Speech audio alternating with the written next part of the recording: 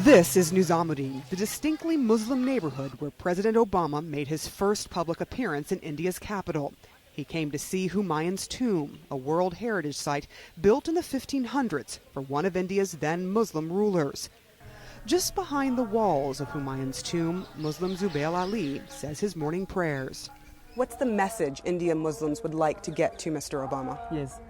The Muslims of India want to tell him the 9/11 attacks affected a lot of Muslims because people started to believe Muslims are a community full of terrorists, he says. A lot of false ideas spread. We Muslims have no relation with terrorists. Ali worships at a Sufi shrine as music from the Sikh Gurdwara behind him wafts in. This is a microcosm of India, where temples, churches, and mosques coexist, often in tight spaces. Considering what is happening with India's neighbors, some people see the country's ability to maintain a peaceful coexistence as miraculous. Hindus make up the majority of the population here, but what many people don't realize is that India is also home to the third largest population of Muslims in the world.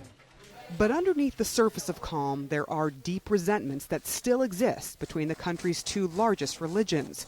From 19-year-old university student Ali to 85-year-old caretaker Muhammad Anwar, there is consensus that Muslims, along with the nation's Sikhs and Christians, are often victims of prejudice in many different areas, including education and employment. What are some of the issues for Muslims here? What would you like to tell the world? The Muslims here have so many difficulties. The Muslims in America don't have the same issues. They are seen as equals, he says. Anwar says Muslims are often discriminated against, regardless of their qualifications, when it comes to getting jobs, keeping them in poverty, something that also frustrates university student Ali. You've been neglected, you feel? Yes. In the wealth palaces.